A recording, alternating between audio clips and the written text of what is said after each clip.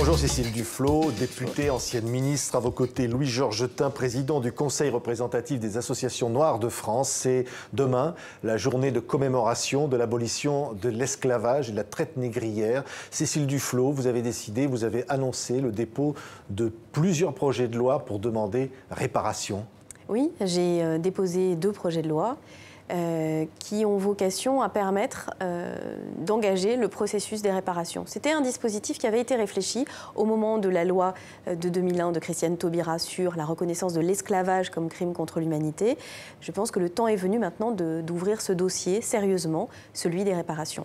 La deuxième proposition de loi porte de la même manière sur le travail forcé, qui est beaucoup moins connu, qui est finalement la suite dans l'espace colonial d'une forme d'esclavage après l'abolition, qui a conduit aux mêmes drames, aux mêmes morts, aux mêmes arrachements, et là aussi de travailler sur cette question des réparations. Oui, Louis-Georges Tin, donc demain, François Hollande, aux côtés d'Emmanuel Macron, va donc présider cette cérémonie comme chaque année depuis que Christiane Taubira l'a instituée en 2001, cette journée du souvenir. Vous dites, se souvenir c'est bien, commémorer c'est bien, mais il faut aujourd'hui reconnaître cette responsabilité et indemniser les victimes. C'est ce que dit Cécile Duflot. Nous disons commémorer c'est bien, réparer c'est mieux.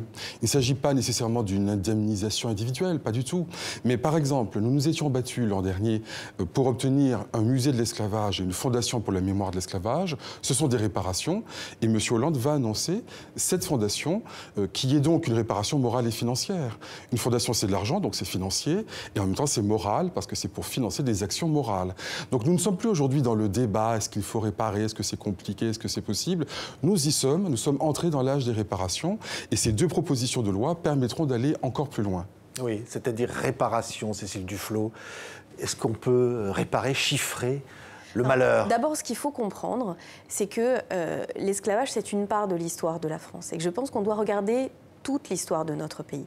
La belle, la glorieuse, celle dont on peut être fier, mais aussi la tragique, la sordide, la honteuse, comme l'est la traite négrière et ce système qui s'est basé sur l'esclavage. On doit le chiffrer aussi d'une certaine manière. Oui, je pense que c'est intéressant d'y travailler, y compris sur le préjudice écologique. Si vous voulez, quand on compare les avancées en matière de développement, on doit pouvoir se rendre compte de la dette écologique que nous avons aussi sur ces territoires, qui est un système très lié.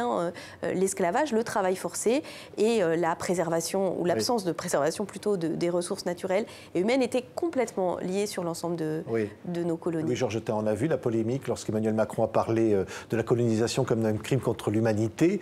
Ça vous montre l'urgence, finalement, de faire ça ? Oui, car il a eu raison de le dire. Il a eu quelques hésitations, certes, à la suite, mais sur Mediapart, en fin de campagne, il l'a redit. Et par conséquent, nous allons le prendre au mot. Car il y a 2 histoires coloniales. La première qui a été reconnue par la loi Taubira, et il y a la deuxième qui est beaucoup moins connue, quoiqu'elle soit plus récente. Le travail forcé qui a été cet esclavage déguisé, d'ailleurs ce n'est pas moi qui le dis, c'est l'Organisation internationale du travail, l'OIT, déjà à l'époque, dans les années 20, disait à la France, quelque nom que vous donniez à cette pratique, c'est de l'esclavage, c'est contraire au droit français, c'est contraire au droit international. Et cela est aboli uniquement en 1946, donc c'est quand même très très tardif. Et encore, en bien des lieux, ça a continué jusqu'au début des années 60. Donc ce travail forcé, à l'instar de l'esclavage de la première époque coloniale, eh bien, il doit être reconnu aussi en tant que crime contre l'humanité. Et je dois dire que les pays sérieux, j'ai envie de dire, les pays vraiment démocratiques, et j'espère que nous sommes à la hauteur de nos ambitions, ne peuvent pas jeter un voile pudique sur ces choses. Il en va des relations que nous voulons avoir avec le reste du monde. On va vous dire, vous risquez de réouvrir des plaies encore très sensibles. C'est ça qu'on va vous dire. Mais en fait, les plaies existent toujours. Et si on veut qu'elles cicatrisent, il faut passer par la réparation. D'ailleurs, tous les drames de cette nature, quels qu'ils soient, ont fait l'objet de ce processus. Et sur l'esclavage, on est resté très en deçà de la main, et encore davantage sur le travail forcé. Mais je voudrais dire que le travail forcé, il est très méconnu. Et si je dépose cette proposition de loi aujourd'hui, c'est bien sûr parce qu'il y a une dimension symbolique à la veille d'une cérémonie qui va réunir notre actuel président et le futur président de la République. Pour la dernière fois, certainement l'actuel président, en tous les cas. Oui, semble-t-il. Et c'est un sujet qui est au cœur de la symbolique très forte, qui ne peut être d'ailleurs incarnée que par le président de la République. Et puisqu'il a avancé ce sujet dans le cadre de la campagne présidentielle, je souhaite qu'il aille au bout sur ce dossier. Et donc, la discussion d'une proposition de loi, c'est un bon moyen. C'est un bon moyen aussi pour que les Français sachent qu'au XXe siècle, le travail forcé, c'était des milliers de morts. La ligne de chemin de fer océan entre Brazzaville et Pointe-Noire, c'est 57% de mortalité sur les ouvriers qui ont travaillé sur le chantier, qui étaient raflés, il faut utiliser le terme, dans les endroits où ils habitaient pour être contraints de travailler. Alors, ils n'avaient pas le statut d'esclaves, mais dans les faits, ils vivaient une réalité qui était tout à fait similaire. Oui, Louis-Georges Jettin, vous diriez, cette plaie-là, elle est béante encore aujourd'hui? Oui, et ce n'est pas parce que certains ne s'en rendent pas compte que ce n'est pas le cas. Regardez un peu les mouvements sociaux en Guyane ou ailleurs, en Guadeloupe. Eh bien, les gens, ils parlaient justement de la réparation. L'une des thématiques de campagne, c'était les terres. Nous avons beaucoup de paysans sans terre qui sont un peu les héritiers des esclaves après l'abolition. Donc les gens étaient libres, mais aussi pauvres que la veille. En Guyane, il y a beaucoup de terres qui appartiennent à l'État.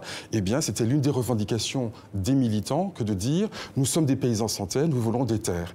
Alors, on pourrait multiplier les exemples, mais c'est une des manières de réparer les choses.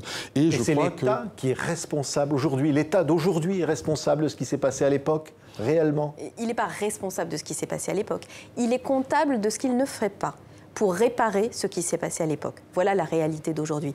Mais les acteurs de ce système-là existent toujours. La Banque de France, qui a été un outil de l'organisation esclavagiste, existe toujours. Bien sûr que les dirigeants de la Banque de France aujourd'hui ne sont pas comptables de ce qu'ont fait leurs prédécesseurs. Simplement, dans les archives, encore aujourd'hui, de cette institution fondamentale, existent toutes ces traces. Et il faudrait en faire la lumière. Justement, une des réparations, c'est de dire la vérité.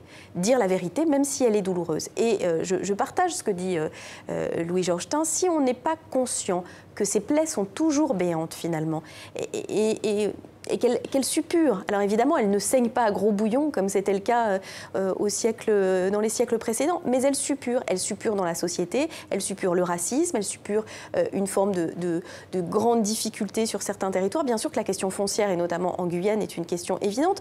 Vous savez, dans tous les grands moments de l'histoire, que ce soit après la Révolution française, après d'autres moments, ces questions-là ont été posées. Mais la déconstruction du système colonial n'est pas allée de pair avec la déconstruction de ses racines dans certains endroits. Louis-Georges Jettin, c'est un message à envoyer aux générations actuelles?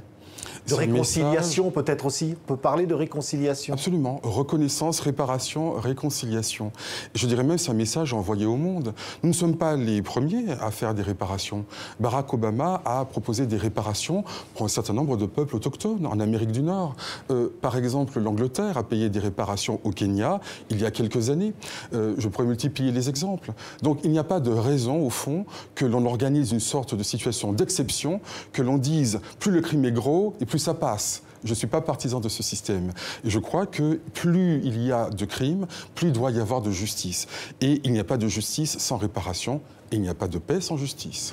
Merci beaucoup, Louis-Georges Jettin, donc président des associations noires de France, et puis Cécile Duflot, ancienne ministre et députée, d'avoir été aujourd'hui nos invités. Merci. Merci.